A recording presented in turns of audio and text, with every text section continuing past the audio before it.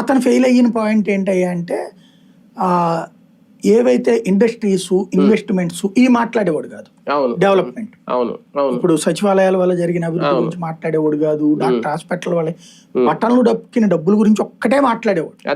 అది తప్పించి మిగతాది మాట్లాడేవాడు కాదు. వాస్తవంగా వ్యవస్థీకృత మార్పు ఏమైనా నువ్వు ఇదివరకటి రోజుల్లో ఏడికి పోయేవాడివి, అది ఆఫీసర్ దగ్గరికి వెళ్తే ఎంత డబ్బులు అయింది, ఆ మైక్ ఇచ్చి జనాలతో అధికారి దగ్గరికి వెళ్ళి ఎంత డబ్బులు అయింది, తర్వాత తీసుకునేటప్పుడు నీకు పెన్షన్ ఎంత డబ్బులు అయింది అడిగి, ఇప్పుడు చూడండి మీకు ఎట్లా వస్తుందని ఎప్పుడైనా మాట్లాడా?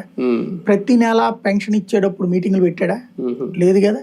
కార్యకర్తలు కూడా ఇవ్వలేదు, ఇవ్వడు. అది కూడా ఒప్పుకోవాలి. జగన్ ఎప్పుడు వెళ్ళి ఇవ్వలేదు. చంద్రబాబు గారు ఇప్పుడు నెలకు వెళ్తున్నారు, ఆయన వెళ్ళలేదు. మరి చంద్రబాబు గారు ప్రతి పథకానికి ఆయనే వెళ్తాడు. అలాగే ఇనాగరేషన్స్, పెద్ద పెద్ద ఇండస్ట్రీస్ కి సంబంధించిన ఇనాగరేషన్స్ వెళ్ళాడా జగన్. శ్రీ సిటీలో కనీసం ఒక 50-60 వచ్చినాయి జగన్ టైంలో. వర్చువల్ ఇనాగరేషన్ అంటాడు.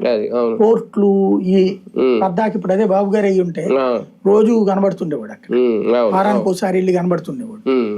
ఇదిగో ఇంత చేసేసాం అంత చేసి, లేకపోతే నిమ్మల రామానాయుడు వెళ్ళి రాత్రిపూట అందులోనే పడుకున్నాడు అంటే ఏం చేశాడు మరి? పడుకుని నాకు అర్థం కాదు. సొరంగంలో పడుకుని ఏం చేస్తాడు ఆయన? దాంట్లో అది ఒక విచిత్రమైనటువంటి ప్రచారం. Publicity stunts. ఈయన అసలు పబ్లిసిటీ స్టంట్ తెలియదు, పట్టించుకోడు. ఇది ఇతని ట్రెండ్. బాబు గారి స్టైల్ ఎట్లుంటది?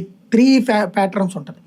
ఒకటి, అసలు రాష్ట్రంలో ఇవాళ మనందరం తింటున్నాము, కంటి మీద నిద్రపోతున్నాం అంటే ఆయన వల్లనే. ఇది ఒకటి మాట్లాడతారు ముందు. నెంబర్ 2 వచ్చేటప్పటికి అసలు రాష్ట్రంలోకి ఇండస్ట్రీస్ అందరూ వరదలా వచ్చేస్తున్నాయి. అసలు ప్రపంచంలో అమెరికా వాడు కూడా మన దగ్గరికే వస్తున్నాడు, చైనా వాడు మన దగ్గరికే వస్తున్నాడు. అసలు ప్రపంచ